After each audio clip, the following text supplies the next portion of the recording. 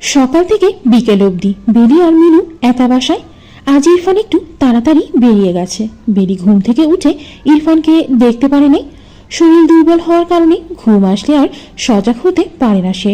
আজ 2 দিন ধরে নামাজ বাদ পড়ছে বলে আক্ষেপের শেষ নেই তার। আজ শরীরটা ভালো লাগায় নিজেই আস্তে আস্তে মিনুর সাথে মিলে সব কাজ করেছে। বিকেলের দিকে আসর নামাজ পড়ে জানালার কাছে দাঁড়িয়ে গতকাল রাতে কথা মনে করে বেলি। গতকাল রাতে কি একটু বেশিই বলে ফেলেছিলাম তাকে? জানি না, কেমন জানি নিজের কাছেই লজ্জা লাগছে এখন। মানুষটা যেমনই করুক, এখন তো আর খারাপ আচরণ করে না আমার সাথে। আমার যথেষ্ট খেয়াল রাখে সে, তাহলে কিভাবে এত কিছু বললাম আমি? আজ দেখেও করে গেল না আমার সাথে। নিজেই একা একা এইসব বলছে আর আফসোস করছে। এমন সময় দেখা কইরা যায় নাই তো কি হইছে, কইয়া তো গেছে। মিনুর কথায় বেলি পিছনে ফিরে তাকায়, দেখে মিনু দাঁড়িয়ে আছে মাজায় হাত দিয়ে। মিনু মেয়েটা অতি ভালো, তবে চঞ্চল। মুখে সারাদিন হাসিই থাকে। মানুষের বাসায় কাজ করে খায়, তবুও নিজের উপর পুরো আস্থা আর বিশ্বাস আছে তার। মিনুকে দেখে বেলির মনে একটা কথাই আসে, মিনু না থাকলে আমি হয়তো কবেই শেষ হয়ে যেতাম। মিনু লাফিয়ে লাফিয়ে বেলির কাছে আসে। মিনু, কিচ্ছে এভাবে লাফাও কেন? নিজে ভাড়াটিয়াদের সমস্যা হবে তো। হেতে কো সমস্যা হইলে আমার কি যাই আছে? বাদ দে তো হোগো কথা। কার কথা আপনি এইখানে খাড়াইয়া খাড়াইয়া? কই? ওহ, আমি তো শুনছি। আমি যে কেন আজ দেরি করে উঠলাম। তয় কি হয়েছে? উনি কি নাস্তা করে গেছে? হ, 1 পিস ব্রেড আর 1 পিস গেলাস পানি খাইছে। ব্যাস এইটুকুই? হ, ইদানিং সে তেমন কিছুই খায় না। আপনি মনে হয় কত খান। কিছু বলে গিয়েছে? কইছিল বেলির দিকে খেয়াল রাখিস, ভাইয়ের ভালোবাসা আপনারে। জানি না গো। দেখেন তার মন আপনারে চাই। কিন্তু রবি আপু, হেই আসিভ্য মাতারি গুল্লি মারা খাওক। ছি, কিসব বলো মানুষ সম্পর্কে। কম তো জ্বালায় নাই আপনারে। সে করেছে বলে তো আর আমি করতে পারবো না, তাই না? তয় যান গিয়ে আদর কইরা সতীন লইয়া আসেন। শুনেন ভাবি, আপনি বাঁচলে বাপের নাম বুঝছেন। আমি যদি না বাঁচি বাপরে লইয়া ভাবমু কোন সময়। বউ দইছে, এহেন নিজের কথা ভাবেন। ভাবতেও চাই কিন্তু পারি না যে। অন্তরটার মধ্যে অনেক কষ্ট কেন? যন্ত্রণা বুকের ব্যথা করে, কলেজাটা ফেটে যায়। একবার যদি তাকে আপন করে পেতাম। পাইবেন ভাবি, পাইবেন। আল্লাহ পাক আপনার জন্য অনেক ভালো কিছু রাখছে, পাইবেন আপনি। মিনুর কথায় একটু হলেও সাহস পায় বেলি। জীবনের গল্পটা হয়তো এক এক সময় এক এক রকম মোড় নেয়। নতুন মোড় নিতে গিয়ে জীবন নতুন কিছু শিখতে পারে। অন্যদিকে অফিসে কাজের ফাঁকে ইরফান একবার রুবিকে ফোন করে। ভেবেছিল রুবির সাথে কথা বলা প্রয়োজন, তাই ফোন দিয়েছে রুবিকে। 2 থেকে 3 বার ফোন যাওয়ার পর রুবি ফোন রিসিভ করে। কি হয়েছে? ফোনটা রিসিভ করে সালাম দিতে হয় রুবি। ধুর, এত সালাম দেওয়ার সময় নেই আমার। হয়েছে কি তাই বলো। বাড়ি ফিরবে না? কেন? তোমার সো কল বড় ভাইয়ের সেবা যত্ন করতে হবে নাকি? এইভাবে কেন কথা বলো রুবি? হ্যাঁ, শোনো শোনো, আমার সাথে না একদম নাটক করবা না, ওকে? হয় ওই মেয়েকে তাড়াও, নয়তো আমি এখানে থাকবো না। আমরা স্বামী স্ত্রী রুবি। তো কি হয়েছে এখন? স্বামী স্ত্রী বলে কি আমি তোমার ওই বউয়ের সাথে থাকবো নাকি? এটা তো একেবারেই অসম্ভব ব্যাপার। আগে কিভাবে ছিলা? আগের সিচুয়েশন অন্য ছিল আর এখনকারটা অন্য। সিচুয়েশন একই আছে, তুমি পাল্টে গেছো। আগে বেলিকে মারধর করতাম বলে আমি ভালো ছিলাম। রোজ আমায় নিয়ে ওকে দেখিয়ে দেখিয়ে অনেক কথা বলতে পেরেছো, তাই ভালো লাগছিল। এখন আমি তাকে মারধর করি না, আর তার কাছে আমায় নিয়ে বাড়তি কিছু বলতেও পারো না, তাই এখন আমি খারাপ। সিচুয়েশনটা অন্যরকম হয়ে গেছে, তাই না রুবি? অনেকটা সেই রকমই। হয় বেলি নয় রুবি, বাকিটা তোমার ডিসিশন। আমি যদি বলি বেলিকে ছাড়া সম্ভব না, তখন কি করবা তুমি? হ্যাঁ হ্যাঁ, আমি তোমায় ছেড়ে দিব। রুবি, কি হলো, অবাক হলো নাকি? অবাক না, শিহরিত হলাম, সাথে উল্লাসিত। হওয়া ভালো। এই ভালোবাসলা আমায়। জানো তো রুবি, বেলি কিন্তু তুমি থাকার পরেও আমায় ছেড়ে যায়নি। ওইটা দেখে অশিক্ষিত বর্বর গাইয়া ভূত। আমি কি ওর মতো নাকি? আজ রাস্তায় দাঁড়ালে 1000 ছেলের লাইন লাগবে। আমার বাবার অঢেল আছে, তখন কেউ দেখবে না আমার একটা বিয়ে হয়েছিল নাকি 10টা হয়েছিল। ছি রুবি, এইভাবে বলতে পারলা তুমি? পারলামই তো, আগেই তো বললাম, হয় আমি নয় ওই মেয়েটা। আমি তোমাকে ফোন করেছিলাম অন্য কিছু ভেবে, কিন্তু তুমি যা বললা তাতে আমি খুব খুশি হলাম। বেশ, ডিসিশন জানিয়ে দিও, আমি ওইভাবেই আগাবো। কিভাবে? আইনিভাবে। রাখছি। রুবি লাইনটা কেটে দেয়। আইনি ভাবে এগোবে, তার মানে ও ডিভোর্সের দিকে যাবে। ভাবতে হালকা হাসি দেয় ইরফান। আজ নিজেকে পৃথিবীর সেরা গর্ধব মনে হচ্ছে তার। এই কাকে বিয়ে করেছিল সে, যে নিজের স্বার্থ ছাড়া এক পা নড়ে না? জীবনে মাকে দেখিনি, তবে নারী দেখলাম দু রকমের নারী।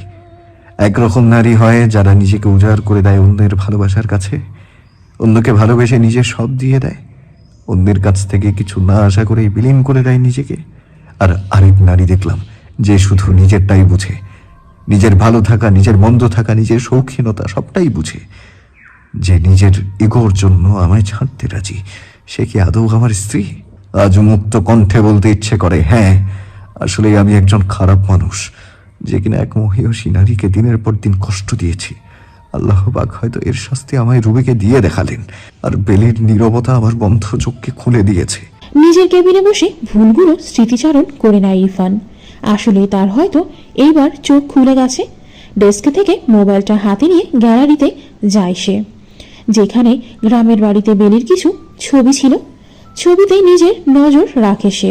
তুই বেলি একটাই রে, আমি ধন্য তোকে পেয়ে। তুই সেই নারী যে কিনা আমায় নিয়ে বেহেস্ত পর্যন্ত যেতে পারবি। তুই বেলি হাজারে একটাই হোস। ভালোবাসি রে, অনেক ভালোবাসি। তোকে যতটা না ভালোবাসি ততটাই নিজেকে ঘেন্না করি। ছোট হয়ে গেলাম নিজের কাছে নিজে। চোখ জোড়া মুছে নেয় ইরফান। আজ কেন যেন নিজের চোখ দিয়ে ক্রমশ পানি বের হচ্ছে তার। কিসের জন্য বুঝতে পারছে না, তবে এই পানি হয়তো দুঃখের নয়তো সুখের। হয়তো রুবির কথা স্বার্থপরতা অথবা বেইমানির জন্য, নয়তো বেরির উজাড় করা ভালোবাসার জন্যে। সময় এসে গেছে সব ঠিক করার। এরপর হয়তো আর সময় নাও থাকতে পারে। ভুলগুলো শুধরে নিতে হবে, না হয় যে সময় গেলে আর সাধন হবে না।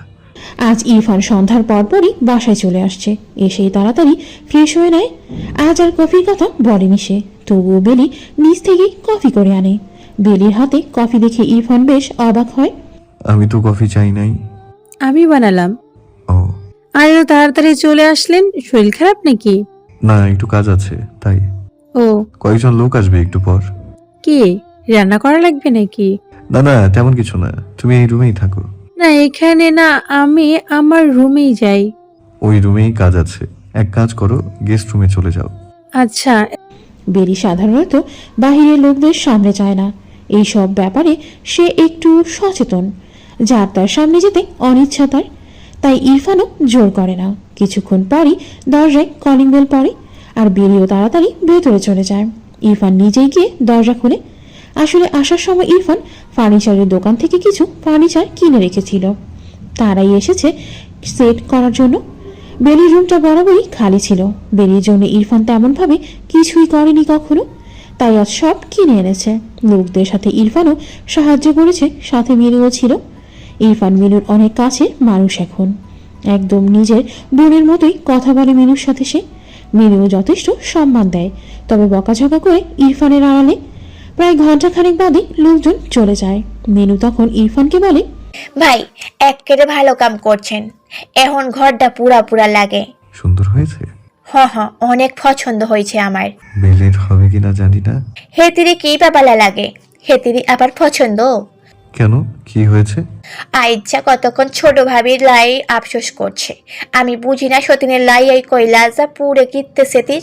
ওইটা তো এক ছাড় বদমাইশ মাতারি। ওইটার লাই অন্তর পুরাইছে লাভ আছে কোন? মিনুর মুখে আসলে লাগাম নেই। কার সামনে দাঁড়িয়ে কি যে বলে তার ঠিক নেই। ইরফান মিনুর মুখের দিকে চেয়ে আছে, আর অথচ মিনু বলেই যাচ্ছে তো বলেই যাচ্ছে। খাবিস মাতারি একটা, শয়তান না বেডি। এক বক্ত নামাজ কালাম তো পড়েই নাই, শয়তানের মতো চলাফেরা করে। এইটা লাই কিসের মাইয়া মোহাব্বত, উষ্টা 100টা মারলে কি আর ওইটা রে? মিনুর কথাগুলো চুপচাপ শোনার পর ইরফান গলা ঝাড়া দেয়। মিনু, যে ভাই, আমি তো তোর সামনে দাঁড়িয়ে আছি, তুই কার সামনে দাঁড়িয়ে কি সব বলিস? এই এতক্ষণে মিনুর হুঁশ আসে সে কার সামনে কি বলতেছিল। পিছন দিকে ফিরে জিহ্বায় কামড় দিয়ে নিজেকে 100 গালাগাল দেয় সে। পরে চুপ করে থাকে। ইরফানও বুঝতে পারে যে রুবিকে মিনুর একদম পছন্দ না, তাই আবারও মিনুকে ডেকে বলে, রুবিকে যেহেতু তোর এত অপছন্দ, তাহলে তুই আমাকেও দেখতে পারিস না, তাই না? হ ভাই হ, আপনিও খবিস কাম আইছিলেন না। এখন কেমতে কেমতে ভালো হয়েছেন আল্লাহ পাকি জানে।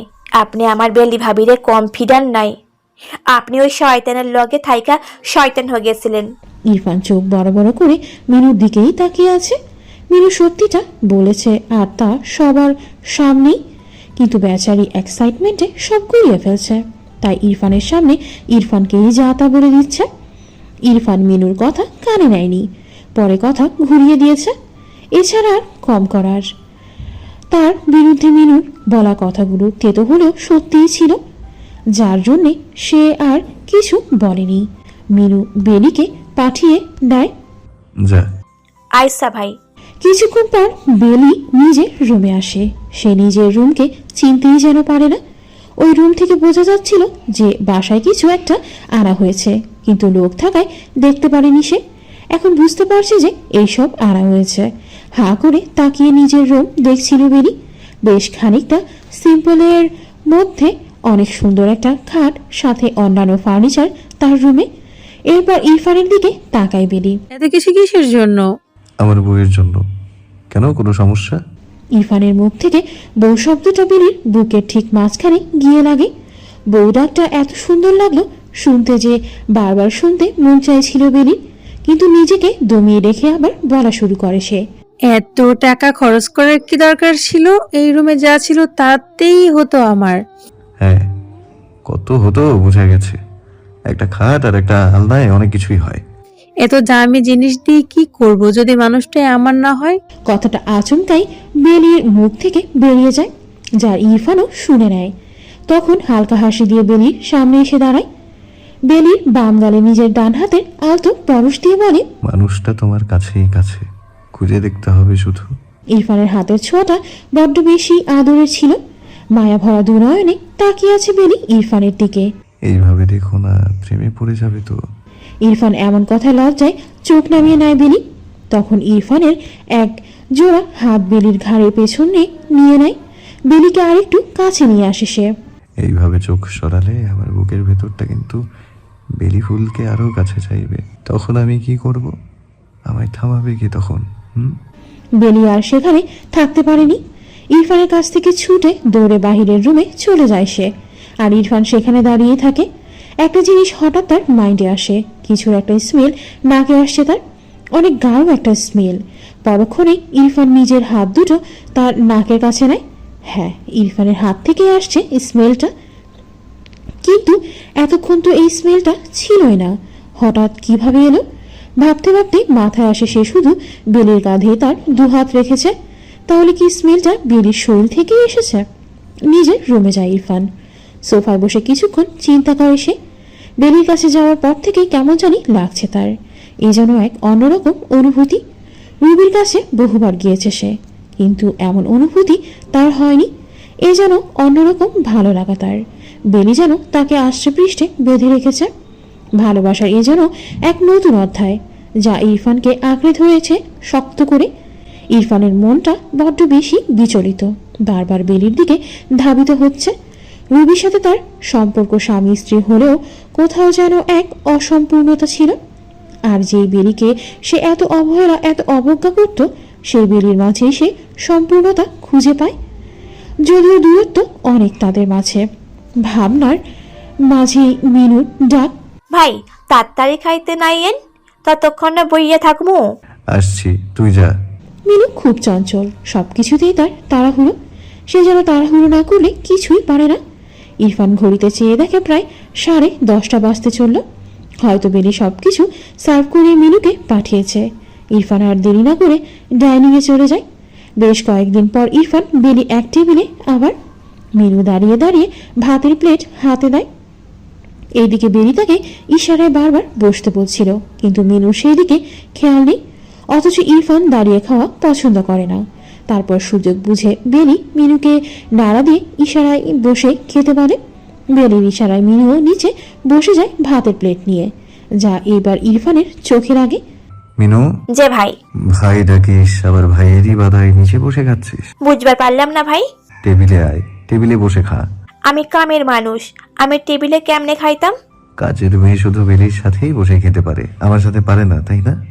এইবার বেলি বুঝতে পারে যে ইরফান কোনভাবে বুঝতে পেরেছে যে মিনুর বেলির সাথে বসে খেয়েছিল, সেটার কথাই এখানে তুলে দিয়েছে।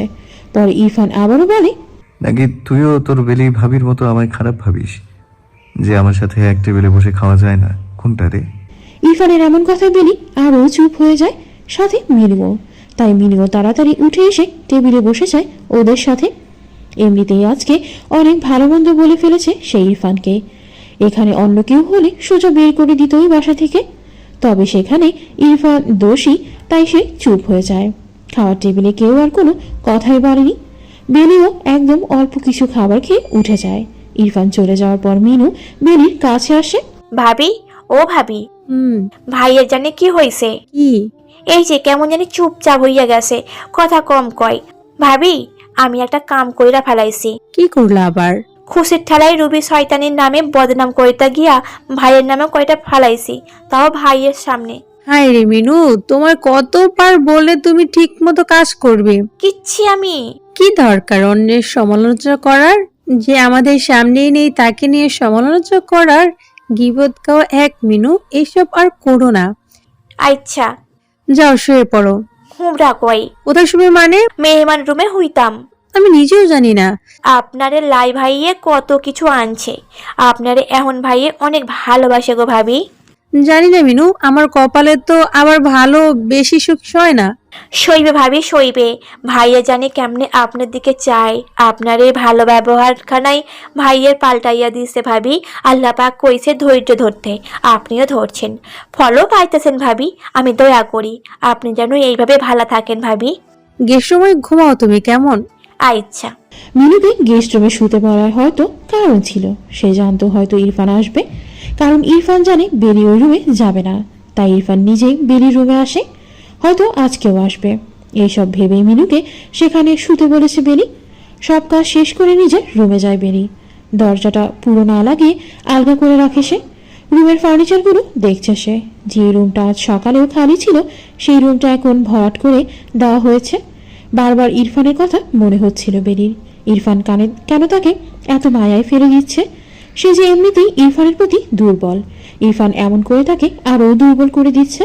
মানুষটার মনের মধ্যে যে কি চলে তা কেবল মানুষটাই জানে। আমায় এইভাবে মায়ে কেন জড়াচ্ছে সেই ভালো জানে। বেলির একা একা কথা বলাটা ইদানিং অভ্যাস হয়ে যাচ্ছে। যখন একা একা থাকে তখনই একা একা কথা বলে, তাও ইরফানকে নিয়ে। মানুষটার মনের মধ্যে একজনের চলাচল চলে, আর মানুষটা তোমাকে মায়ায় জড়ায় নাই, তুমি মানুষটাকে জড়িয়ে নিয়েছো তোমার মায়ার মাঝে। এমনটা কেন হয়? যখন আমি একা কথা বলি আর উনি এসে শুনে নেয়, আমি আর কখনো একা কিছু বলবোই না। ইরফান তখন বেলির সামনে গিয়ে দাঁড়ায়। বেলির হাত ধরে বেলিকে বিছানায় বসায় সে। তাকিয়ে আছে বেলির দিকে এক দৃষ্টিতে। বেলিও চুপচাপ, তেমন কিছুই বলেনি সে। তখন ইরফানই বেলির বাম হাতটা ধরে নেয়। বেলি, আর কিছু চাই তোমার? হুম। কিছুই চাই না। হুম। আমাকেও চাই না তোমার। ইরফানের মুখ থেকে ঠান্ডা আমেজে বেরিয়ে যাওয়া কথাটা বেলির ভেতরটাকে চূর্ণ বিচূর্ণ করে তোলে। মাথা তুলে ইরফানের দিকে তাকায় সে। মন অনেক জোরে জোরে বলছে তাকে, বেলি বলে দাও। হ্যাঁ, আমার তোমাকেই চাই। বেলির মুখ থেকে যেন কথা আসে না, গলা অবধি কথা এসে আটকে আছে তার। সে কি বলবে কি করবে কিছুই ভেবে পাচ্ছে না। অন্যদিকে বেলির নীরবতাকে ইরফান তার দোষের প্রমাণ খুঁজে পায়। ইরফান বেলিকে ঘুমিয়ে পড়ো বলে উঠে চলে যেতে নিলে বেলি ডেকে দেয় তাকে। শোনেন। বেলির মুখের শোনের শব্দটা ইরফানকে আটকে দেয়। হ্যাঁ বলো। বেলি তখন মাথা নিচু করেই বলে, আমার দুটো জিনিস চাই। কি জিনিস বলো? একটা সাদা শাড়ি আর একটা বেলি ফুলের মালা। মালাটা হতে হবে বেলি ফুলের, সেই মালাটা খোপায় দিব। বেলির চাওয়া জিনিসগুলো অনেকটা সস্তা মনে হচ্ছিল, কারণ একটা সাদা শাড়ি সর্বোচ্চ 1000 টাকা, আর মালাটার দাম সর্বোচ্চ 50 কি 100 টাকা। বেলির চাওয়া জিনিসগুলোর দাম শুনে অবাক নয়নে বেলির দিকে তাকিয়ে থাকে ইরফান। সাদা শাড়ি লাগবে? হ্যাঁ, সাদা রংটা আমার অনেক ভালো লাগে। তাই? বেলি উঠে গিয়ে জানালার পাশে দাঁড়ায় আর ইরফানের প্রশ্নের উত্তর দেয়। সাদা মানেই স্নিগ্ধতা, সাদা মানেই পবিত্রতা, সাদা মানেই কাফনের কাপড়, যাতে মানুষ শেষ সাহিত হয়। মানে সাদা পড়তে মন চায়। আপনি আমার জন্য সাদা শাড়ি আর মালা আনবেন, আর কিছুই চাই না। আমি স্বর্ণ গহনা চাই না, এসবের প্রতি আমার লোভ কিংবা মোহ নেই। শুধু ওইটুকুই চাই, দেবেন না বেলি ফুলের কে একটা সাদা শাড়ি আর একটা বেলি ফুলের মালা। রক্তের মাংস গড়া এই বেলি ফুল যে শুধু এইটুকুই চায়। বেলির এমনভাবে চাওয়ার দিকে ইরফান একটু হলেও ভরকে যায়। এমন না যে সে এনে দিবে না, কিন্তু বেলির চাওয়া জিনিসগুলো একদম অদ্ভুত লাগছিল তার কাছে। কেমন যেন হচ্ছিল তার ভেতর। বেলি কি বোঝাতে চাইছে কিংবা কি করতে চাইছে তার কিছুই সে এই মুহূর্তে বুঝতে পারছে না। এরই মাঝে বেলি তখন দূর আকাশে পূর্ণিমার চাঁদের দিকে তাকিয়ে আবারও বলে ওঠে, বেলি একটা সাদা শাড়ি আর একটা বেলি ফুলের মালা চাই, দেবেন না আমায়? বেলির চাওয়া জিনিসগুলো বড় অদ্ভুত লাগছিল ইরফানের কাছে। ইরফান ভেবেই পাচ্ছিল না বেলি কেন এইসব চেয়ে বসল।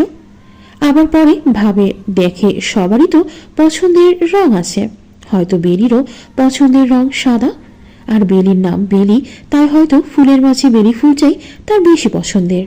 কিন্তু পরক্ষণে তার আবার মন অন্য কিছু ভাবতে থাকে। বেলির কাছে যাওয়াটা, বেলিকে খুব কাছ থেকে ছোঁয়া, বেলির চুপচাপ থাকাটা বড্ড বেশি তাকে টানে। এ যেন এক ধরনের অন্যরকম টানে, এ যেন এক ধরনের অন্যরকম টান। বেলির মায়াভরা চাহনিটা তাকে বারবার ঘায়েল করে নিচ্ছে। মন চায় বেলিকে ঘিরেই থাকতে সারাক্ষণ। ইরফানের সারা রাত কেটে যায় বেলিকে ভেবে ভেবে। সকালের দিকে ইরফান অফিস যাওয়ার আগে বেলির সাথে দেখা করার জন্যে তার রুমে যায়। বেলি তখন জানলা দিয়ে আকাশের দিকেই তাকিয়ে আছে। আকাশের বুকে হাজারো সাদা ব্যাগের ছোটাছুটি দেখে নিজের ঠোঁটের কোণায় এক টুকরো মিষ্টি হাসি আসে তার। মাঝে মাঝে এই অকারণের হাসিগুলো তার ভালো লাগে অনেক। ইরফান পিছন থেকে বেলির আকাশের দিকেই তাকিয়ে থাকাটা দেখছিল। বেলি বড্ড উদাসীন থাকে। ইরফান নিজের মনে মনে ভাবে, কাল তো শুক্রবার, অফ ডে, বেলিকে নিয়ে বের হবে কাল সে। এতে বেলির মন মানসিকতাও ঠিক হবে কিছুটা। তারপর কি যেন ভেবে বেলিকে কিছু না বলেই চলে গেল সে। বেলির রুম থেকে বেরিয়ে অফিস চলে যায় সে। অন্যদিকে বেলি আকাশের দিকে তাকিয়ে আকাশের রং বদল দেখছিল। সবার থেকে হয়তো ওই আকাশটাই ভালো আছে। আকাশ সবার জন্যে ভাবে। আকাশের মনটা বড্ড বেশি বিশাল। সে তার এক বক্ষে কত কিছু ধারণ করে রেখেছে। এক বুকে সূর্য, এক বুকে চন্দ্র, আবার এক গ্রুপেই গ্রহ নক্ষত্র। আর যখন মন খারাপ থাকে তখন নিজে কেঁদে অন্যদের সুখ দেয়। সব মিলিয়ে দিন শেষে আকাশটাই হয়তো অনেক বেশি ভালো থাকে। হঠাৎ করেই চারপাশ থেকে একটা ঘ্রাণ আসতে থাকে।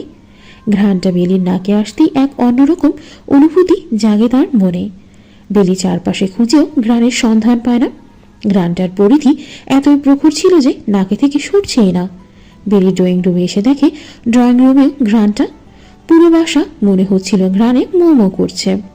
সে মিনুকে ডেকে দেয়, মিনু, যে ভাবি। মিনু, ঘ্রাণ পাচ্ছ? কই, কি এর ঘেরান আবার? হ্যাঁ, একটা ঘ্রাণ আসছে, আমি পাচ্ছি তো। কি জানি ভাবি, আমি তো পাই না। তই আমার আবার লাগ বন্ধ, এলাই মনে হয় আমি পাই না। তোমার ভাই কি চলে গেছে? গেছে গা। ভাবি দুপুরে কি রাইবেন কইয়া দেন, আমি ব্যবস্থা করি। আমি আসতেছি, তুমি বরং প্লেট বাটি ধুয়ে দাও। আচ্ছা ভাবি। মিনু চলে যাওয়ার পর বেরিয়ে একবার ইরফানের রুমে যায়। ঘ্রাণটা সেইখান থেকেই আসছিল। রুমের মধ্যে ঢুকে এদিক সেদিক তাকায় বেলি। ইরফানের রুমের ড্রেসিং টেবিলের উপর রাখা পারফিউমের বোতলের দিকে বেলির নজর যায়। বেলি তখন পারফিউমের বোতল থেকে নিজের হাতে একটু পারফিউম মেখে নাকের কাছে নেয়। হ্যাঁ, এটা সেই ঘ্রাণটা যা এতক্ষণ বেলির নাকে রাখছিল। তার মানে এটা ইরফান দিয়ে গেছে। তারপর পরই তার মাথায় আসে এই ঘ্রাণ তাহলে তার রুমে গেল কিভাবে। এই বেলি নিজে নিজেই বলতে থাকে, তার মানে কি তিনি আমার রুমে গিয়েছিল? গিয়ে থাকলে কথা বললেন না কেন? আর কখন গেলেন আমি দেখলাম না যে? এইসব ভেবে ভেবে বেলির মনটা উদ্বিগ্ন হয়ে যায়। তার মনটা এখন এই মুহূর্তে ইরফানের সাথে কথা বলতে চাইছে। ইরফানের গলার স্বরটা একবার নিজ কানে শুনতে খুব ইচ্ছে হচ্ছে তার। তার অন্তরটা একবার হলেও এই মুহূর্তে ইরফানের সাথে কথা বলতে চাইছে। কিন্তু কথা কিভাবে বলবে, তার কাছে তো ফোন নেই, আর ইরফানের নাম্বারও তো জানা নেই তার। কিন্তু সবকিছুর কথা বাদ দিয়েও তার এখন ইরফানের সাথে কথা বলতে মন চাইছে। হঠাৎ করে কোথাও থেকে একটা মোবাইলের আওয়াজ বেলির কানে আসতে থাকে। রুমের এদিক সেদিক বেলি তার নজর ঘুরায়, কিন্তু কোথাও মোবাইল দেখতে পায় না সে। তাই মোবাইল খুঁজতে ড্রয়িং রুমে যায় সে। বেলি চারিদিকে চোখ ঘোরাচ্ছে কিন্তু কিছুই দেখতে পাচ্ছে না। মিনুও মোবাইলের আওয়াজ পেয়ে রান্নাঘর থেকে চলে আসে। ভাবি, মোবাইলের আওয়াজটা আইতে কইতে। বুঝতেছি না তো, ভাইয়ের কি মোবাইলে রাখা গেছে নাকি? কি জানি হতেও পারে, কিন্তু মোবাইলটা তো দেখছি না। ও ভাবি, বলো। মোবাইলের আওয়াজ দেখি আপনার রুমেতে আইয়ে। কি বলছো? হ ভাবি, কান পাতেন তাইলেই বুঝবার পারবেন। মিনুর কথায় কিছুক্ষণ চুপ থাকার পর বেলি বুঝতে পারে মোবাইলের আওয়াজ তার ঘর থেকেই আসছে। তাড়াতাড়ি দৌড়ে নিজের ঘরে যায় সে। মিনুও তার পিছন পিছন যায়।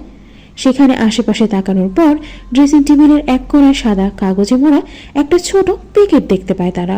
ভাবি, এইটার থেকেই আওয়াজ আসতেছে, খুলে দেখেন তো। বেলি তখন কাগজে মোড়ানো প্যাকেটটা খুলে আর খুলে চরমভাবে অবাক হয় সে। সাথে মিনুও। একটা মোবাইল আর যার ফোন বাজছে তার নামটাও সেভ করা আছে।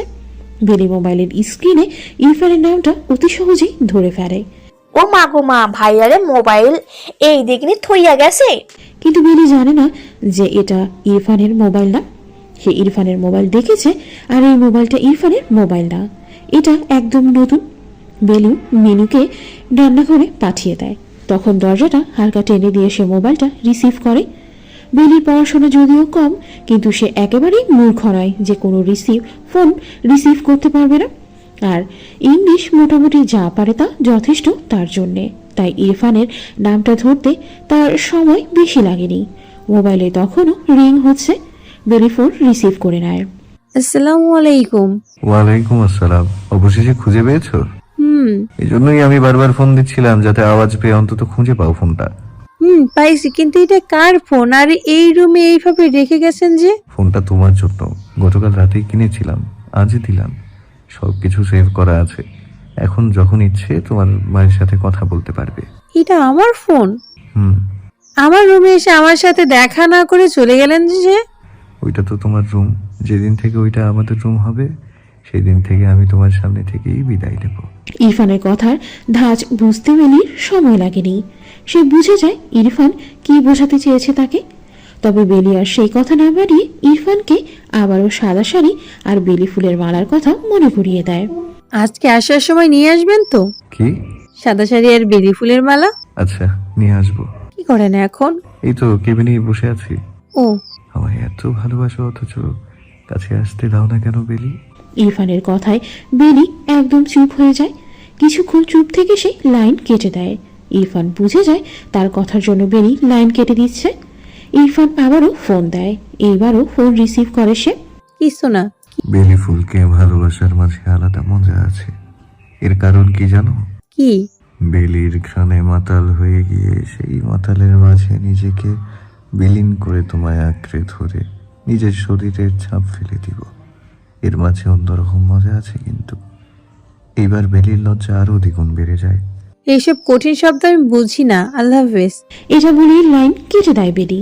ইরফানের রোমান্টিক কথাগুলো তার উপর প্রভাব ফেলে দিচ্ছিল, তাই সে লাইন কেটে দেয়। আর অন্যদিকে বেলির কথা ভেবে ইরফান মুচকে হাসি দেয়। সারাদিন পরে সন্ধ্যার কিছুক্ষণ পর ইরফান বাসায় আসে। এখনও সে আলাদা রুমেই থাকে। বেলির কাছে যেতে অনেক ইচ্ছে করে তার, কিন্তু বেলি রেসপন্স করে না, তাই আর যেতে ততটা ভালো লাগে না। অফিস থেকে আসার সময় বেলির জন্য সাদা শাড়ি কিনে আনে ইরফান। সেই শাড়িটা দিতেই কাপড় বেলির রুমে যায় সে।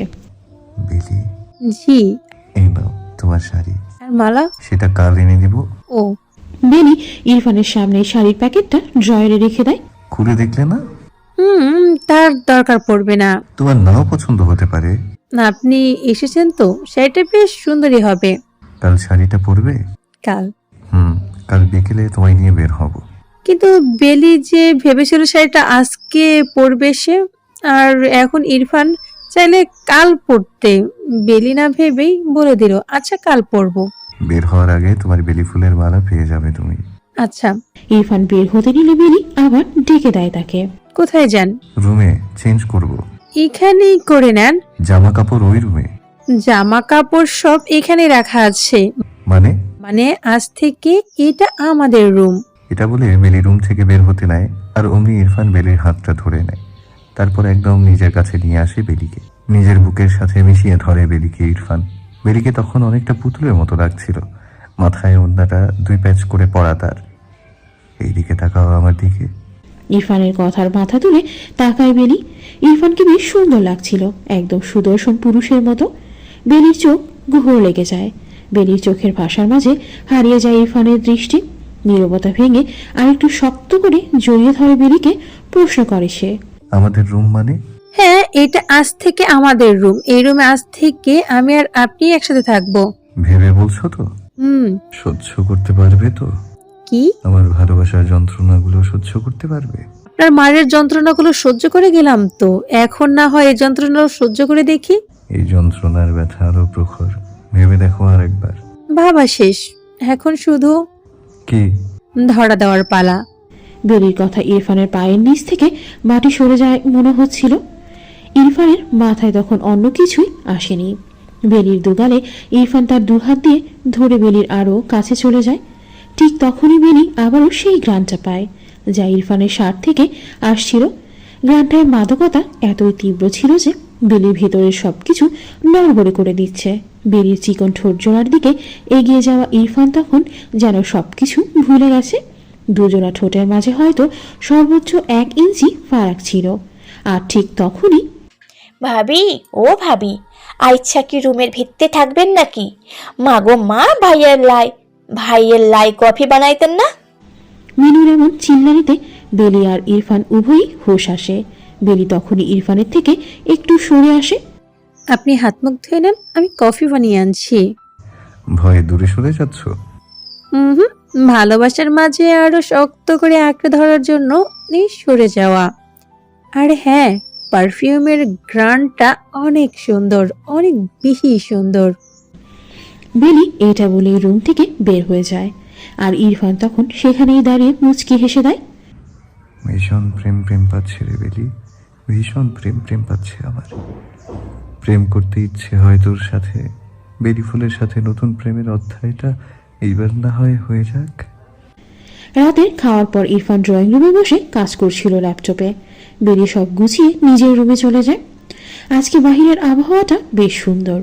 চারপাশে ঝিঝি পোকা ডাকছে। রাত বাড়ার সাথে সাথে পরিবেশটা অনেক শান্ত হয়ে যায়।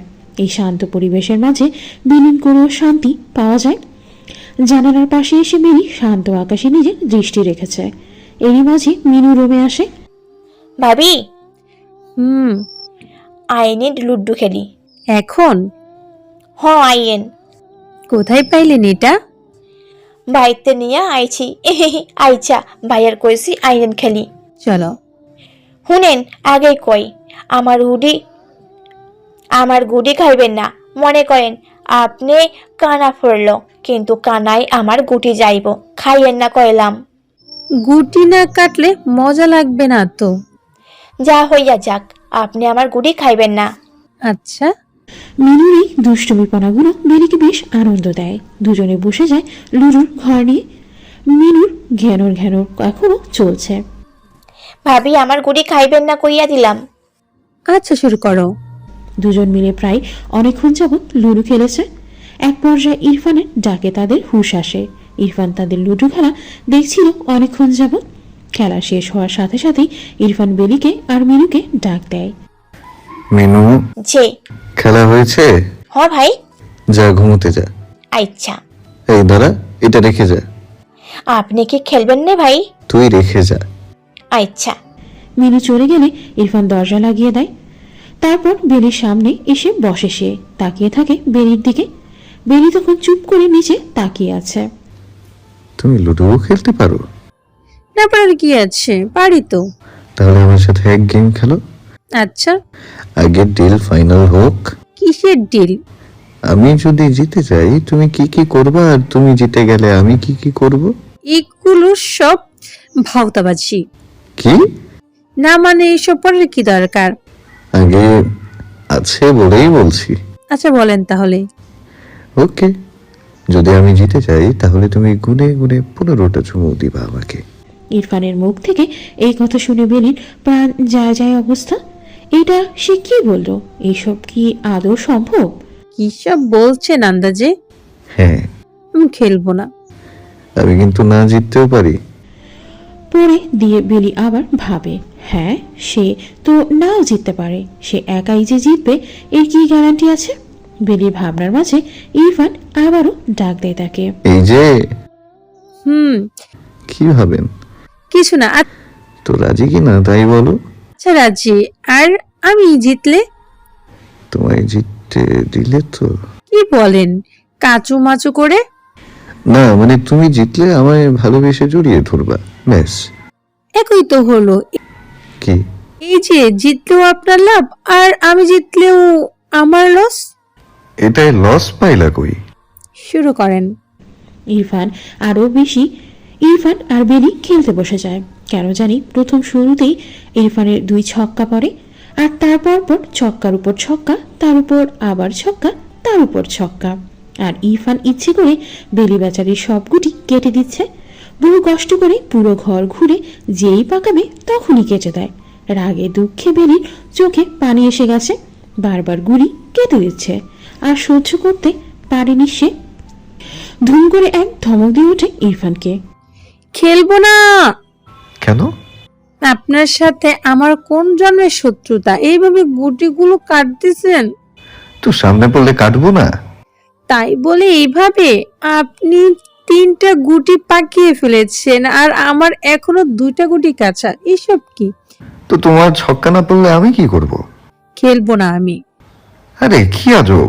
আচ্ছা আর কাটবো না, কথা দিলাম। এখন আর কথা দিয়ে কি হবে? সবগুলো গুটি কেটে রেখে দিয়েছেন। বাপরে বাপ, নিমজ্জিত বেলিফুল হঠাৎ ফাল মেরে উঠলো কেন? ইরফানের কথায় বেলি আবার চুপ হয়ে যায়। মাথা নিচু করে বেলি মনে মনে বলা শুরু করে দেয়। রাগের চোটে ওনার সাথে এইভাবে চেঁচিয়ে ওঠার মানে কি হলো? ইস, কি ভাববে উনি? তারপর কিছুক্ষণ নীরবতার মাঝেই খেলা চলতে থাকে, আর তারপর খেলার সমাপ্তি হয়ে যায়। বেচারি বেলিটা 3 গুটিয়ে গেমে হেরে যায় ইরফানের কাছে। ইরফান জিতে গিয়ে রাজ্য জয় করা হাসি দেয়, আর তার বেলির ভেতরটা রাগে ফেটে যাচ্ছে। বেলি উঠে যেতে নিলে ইরফান তার হাতটা ধরে ফেলে, তারপর টান মেরে নিজের কাছে বসিয়ে নেয়। কিছু বলবেন? হুম, বলেন। আমার 15টা চুমো বাকি রয়ে গেছে তো। আপনি ইচ্ছে করে এইভাবে আমার গুটিগুলো কেটেছেন। খেলার কথা বাদ, খেলার আগে যে ডিল হয়েছে তা পূরণ করার ব্যবস্থা করো। আপনি 2 নাম্বারই করেছেন। মিনু আপনার থেকে অনেক ভালো খেলে। তো এখন কি চুমা মিনুকে দিবা? দূর ছাড়েন। আমার 15টা চুমা দিয়ে দাও, আমিও ছেড়ে দেই। বেলি কি করবে না করবে বুঝে উঠতে পারছে না। এই দিক দিয়ে ইরফানের ডিলেও সে রাজি হয়েছিল। এখন কথা যখন দিয়েছে রাখতে তো হবেই। কিন্তু বেলির চোখে মুখে সংকোচনের আভা দেখা দিয়েছে। ইরফান বেলিকে ভালোভাবে পর্যবেক্ষণ করছে। লজ্জায় মেয়েটা তাকাতে পারছে না। ইরফান বারবার বেলির চোখ মুখের দিকে তাকাচ্ছে। এইবার ইরফান বেলির একদম কাছে চলে যায়। বেলির মাথা থেকে 2 প্যাচের ওড়নাটা খুলে দেয় সে। ইরফান তার ওড়না খোলার সময় ভেতরে তার ঝড় বয়ে যাচ্ছিল। গলা থেকে কলিজা অবধি তার সবটা শুকিয়ে যাচ্ছে বেলির। কিছুই বলে নাই সে। ইরফান বেলির শরীর থেকে পুরো ওড়নাটা সরিয়ে নেয়। ইরফান তখন আরও কাছে চলে আসে বেলির চুলের খোপার কাঁটাটা ইরফান খুঁটে দেয়। লম্বা চুলগুলো তখন খাটে গিয়ে পড়ে। ইরফান যেন ঘোরে আছে, আর তার ঘোরের মাঝেই আটকাতে চাচ্ছে বেলির ঘোরের বাঁধন। বেলির বাম গালে তার ডান হাত রেখে বেলির মুখ নিজের মুখ বরাবর রাখে ইরফান। আমার দিকে তাকাও, আমার চোখের দিকে তাকাও। তাকাবে না? তখন বেলি বন্ধ মুখে শান্ত নয়নে ইরফানের দৃষ্টিতে তার দৃষ্টি রাখে। ইরফানের চোখ জোড়া কেমন যেন লাল হয়ে আছে, আর চোখের মাঝ বরাবর হালকা পানি চিকচিক করছে। ইরফান বেলির কানের কাছে এসে ফিসফিসিয়ে বলতে শুরু করে। শুরু করো। কি হলো? এই প্রথম কিছু চেয়েছি তোমার কাছে আমি, দিবে না? এমত অবস্থায় বেলি কি করবে না করবে কিছুই বুঝে উঠতে পারছে না। ইরফানের চাওয়ার মাঝে নোংরামিপনাটা ছিল না। সহবোধ রেখে সে তার চাওয়া জিনিসটা উপস্থাপন করেছে। এখন শুধু বেলির এক ধাপ এগোনোর পালা। বেলি তখন সমস্ত লাজ লজ্জা বিসর্জন দিয়ে ইরফানের কাছে এগিয়ে যায়। বেলি আর ইরফানের চোখের দিকে তাকাতে পারেনি। নিজের চোখ বন্ধ করে প্রথম চুমুটা ইরফানের কপালে বসায় বেলির ঠোঁটের আলতো স্পর্শে ইরফানের পুরো শরীর নড়ে ওঠে। কপাল থেকে বেলির ঠোঁট তখন ইরফানের গাল বরাবর। ইরফানের টান গালে আরেকটা চুমু দেয় সে। আর পারেনি সে, লজ্জায় আরো এগোতে পারেনি সামনে। বেলি হুড়মুড়িয়ে উঠে যেতে নেয় নীলে ইরফান এইবার পেছন থেকে জড়িয়ে ধরে বেলিকে। ইরফানের এরকম এক ঝটকায় উঠে গিয়ে তাকে জড়িয়ে ধরায় সে অনেকটা ফ্রিজড হয়ে যায়। ইরফান বেলির মাঝে এক চিলতে ফারাকও ছিল না তখন। বেলির কাঁধে নিজের থুতনি লাগিয়ে বেলির কানে কানে বলে, আরো 13টা বাকি কিন্তু। রাত অনেক হয়েছে, ঘুমিয়ে যান। শ্, আগে আমাকে দেয়া কথার মান রাখো। এমন কেন করতেছেন? বললাম আমায় দেয়া কথাটা রাখো। বেলির তখন পুরো শরীরটা অসাড় হয়ে যাচ্ছিল, আর পারছিল না সে। ইরফান ঠিকই বলেছিল সকালবেলা। আপনি ঠিক বলছেন, এর যন্ত্রণা মরণ যন্ত্রণার থেকেও বেশি। ইরফান তখন আরো শক্ত করে ধরে বেলিকে। আর কোনো কথা হয়নি তাদের মাঝে। ইরফান বেলিকে তার দিকে ফিরিয়ে নেয়, তারপর কোলে তুলে নেয়। ইরফানের কোলে এই নিয়ে দ্বিতীয়বার চড়ল সে। আপ চুপ, কিছু বলো না। ইরফান বেলিকে বিছানায় শুইয়ে দেয়। বিছানায় থাকা লুঠুর ঘর সমেত গুটিগুলো নিচে ফেলে দেয় ইরফান। লাইট অফ করে দেয় সে। বেলি তখনও নিশ্চুপ দৃষ্টিতে দেখতে থাকে ইরফানকে। ইরফানও বেলির পাশে শুয়ে এক হাত দিয়ে নিজের মাথা ঠেকিয়ে বেলিকে দেখতে থাকে। বেলির গালগুলোকে আলতো করে ছুঁয়ে দেয় সে। ইরফানের ছোঁয়ায় বেলির পুরো শরীরটা শীতল হয়ে যায়। শরীরের লোমগুলোও শিরশির করছে বেলির। বেলি তখন হুট করে ইরফানকে প্রশ্ন করে বসে। পুরুষের ছোঁয়া কি এমনই হয়? বেলির এমন প্রশ্নে ইরফানের ঠোঁটের কোণে মুচকি হাসি আসে। এ ছোঁয়া অনেক মারাত্মক। এ ছোঁয়া একদম সোজা কলিজায় গিয়ে আঘাত করে। আমার নিঃশ্বাসটা দম বন্ধ হয়ে যাবে হয়তো। বন্ধ হওয়া এত সহজ না। আমায় ছুঁয়েন না। তাহলে ভালো থাকবে তো? জানি না। তাহলে আরেকটু ছুঁয়ে দেই। ইরফান তার হাতটা বেলির গাল থেকে নামিয়ে বেলির গলায় নেয়। তখনই বেলির চোখের কোণ দিয়ে এক ফোঁটা পানি পড়ে যায়। ইরফান সেই পানি দেখে বেলির একদম কাছে এসে বেলির কপালে আলতো করে এক চুমু দিয়ে দেয়। ইরফান বেলির নাকের মাঝ বরাবর আরেকটা চুমু দেয়। ইরফান তখন বেলির হাতের আঙুলের ভাঁজে নিজের আঙুলগুলো দিয়ে আঁকড়ে ধরে বেলিকে। বেলির মন তখন একটা কথাই বলছিল, সময়টা থমকে থাক, মুহূর্তটা থমকে যাক। আমার আর তার মাঝে ভালোবাসার বাঁধনটা এইভাবে আটকে থাক। সকালবেলা বেলির ঘুম ভেঙে যায় ইরফানের আগেই। কেন জানি বেলির কানে ফজর নামাজের আজান পৌঁছে যায় প্রায় প্রতিদিনই। আর আজান কানে যাওয়া মাত্রই সে আর ঘুমোতে পারে না, না পারে শুয়ে থাকতে। তখন তাকে উঠতেই হবে আর নামাজও পড়তেই হবে। চোখ মেরে তাকিয়ে দেখে গতকাল রাতে ইরফান তাকে যেইভাবে শুইয়ে দিয়েছিল সেইভাবেই ঘুমিয়েছিল সে। ঘাড় ঘুরিয়ে পাশে তাকায় বেলি। তখন দেখে ইরফানও তার দিকে ফিরেই কাত হয়ে ঘুমিয়ে গেছে। ইরফানের মাথাটা তার হাতের ওপর, বালিশেও নেই মাথাটা, আর ডান হাতটা বেলির পেটে দেয়া। বেলিকে বাচ্চাদের মতো আগলে ধরে ঘুমিয়ে আছে সে। ওর যতটুকু মনে আছে গতকাল রাতে যখন ওদের কথা হয় তখন বেলির মন বলছিল, সময়টা থেমে যাক, মুহূর্তটা থমকে যাক। আমার আর তার মাঝের ভালোবাসার বাঁধনটা এইভাবে আটকে থাক। হয়তো ওই ভাবনার মাঝে বেলির চোখ লেগে যায়। বেলি তাকিয়ে আছে ইরফানের দিকে। অনেকটা ছোট মানুষের মতোই লাগছিল তার বরটাকে। হয়তো তার ঘুমিয়ে যাওয়াটা খুব ভালোভাবেই পর্যবেক্ষণ করেছে, আর তার ঘুমিয়ে যাওয়া দেখতে দেখতে সেও হয়তো ঘুমিয়ে গেছে ওইভাবেই। বেলির নিজের শরীরটাকে অনেকটা হালকা লাগছিল। তার মানে ইরফান এমন কিছুই করেনি যা সে ভাবছে। একটা হালকা নিঃশ্বাস ফেলে আবারও ইরফানের দিকে তাকায় সে। নিজের হাতটা ইরফানের মাথার কাছে নেয় বেলি। অনেকটা সংকোচ নিয়ে হাতটা এগিয়ে নেয় সে তার বরের মাথার দিকে। গতকাল রাতে তার কপালে এঁকে দেয়া ইরফানের ভালোবাসার পরশগুলো বারবার শিউরে দিচ্ছিল বেলির শরীরটাকে। বেলি হয়তো এত ভালোবাসা এই প্রথম পেল ইরফানের কাছ থেকে। ইরফানকে এখন অচেনা লাগে, তার একদম অচেনা লাগে। হয়তো মেয়েরা এরকমই স্বামী আশা করে, যে এইভাবে শরীরকে নয় মনকে ভালোবাসে। ইরফানের মাথার চুলগুলো বেশ ভারী, অনেকটা তার মতো। নিজের হাতটা দিয়ে হালকা করে আলতোভাবে ছুঁয়ে দেয় ইরফানের চুলগুলো। তারপর কি যেন ভেবে হালকা মুচকি হাসি দেয় ইরফানের দিকে তাকায় বেলি। ইরফানের হাতটা নিজের পেটের উপর থেকে সরিয়ে নেয় বেলি। তারপর আস্তে করে উঠে যায় বেলি। উঁচু করে নামাজ শেষ করে কতক্ষণ জানালা দিয়ে তাকিয়ে থাকে সে। আস্তে আস্তে বোলের আলো ফুটে উঠছে চারিদিকে। কয়েক জোড়া পাখি আকাশে ঢানা ঝাপটা দিয়ে উড়ে যাচ্ছে। প্রকৃতি কত সুন্দর করে তার সুনিপুণ হাতে একটা দৃশ্য এঁকে দিয়েছে। আজকে শরীরটা তার অনেকটা হালকা লাগছে। কিসের জন্য এমন লাগছে সে বলতে পারছে না, তবে ভার নেই শরীরে। জানালার দিক থেকে ঘাড় সরিয়ে ইরফানের দিকে নজর দেয় বেলি। ইরফান তখনও ঠিক সেইভাবেই ঘুমাচ্ছিল। ঘুমন্ত মানুষটাকে খুব একটা খারাপ লাগে না, আবার জাগ্রত মানুষটার মাঝে হুঁশ থাকে না। উনিই জানি কেমন ধরনের পুরুষ। ইদানিং বেলির চিন্তা চেতনায় তার মনের মানুষটার পদচারণার রীতিমতো অনেকটা বেড়ে গেছে। জানালার পাশ থেকে সরে গিয়ে খাটে শুয়ে যায় সে, মুখ তার ইরফানের দিকে। মানুষটা কেন জানি আমায় তার আষ্টে পিষ্টে বেঁধে ফেলেছে ধীরে ধীরে। তার উঠা বসা আগের থেকে এমন, কিন্তু তার চোখে তাকানোর দৃষ্টিভঙ্গি অনেক পরিবর্তন, যা আমায় শেষ করে দিতে বাধ্য। বিছানায় শুয়ে বেরি ইরফানের দিকে তাকিয়ে এইসব চিন্তা করতে করতে তার চোখে ঘুমের ঢল নামতে শুরু করে। আজ শুক্রবার, তাও অফ ডে, তাই রান্নার বাড়তি এত চাপ নেই। মিনুটাও হয়তো এখনো ঘুমাচ্ছে, তাই বেলিও এই সুযোগে একটু ঘুমিয়ে নিলেই পারে। সবকিছু ভেবেই ঘুমিয়ে যায় সে। দুপুরের দিকে খাওয়া দাওয়ার পরপরই ইরফান বেলির কাছে আসে। আজ 2 দিন যাবৎ বেলির রুমেই থাকে ইরফান। বেলি তখন নিজের একটা জামা গোছাচ্ছিল। ইরফান তখনই আসে রুমে। গতকাল রাতের পর ইরফানের সামনে থাকাটা বেলির কাছে রীতিমতো যুদ্ধের মতো মনে হয়।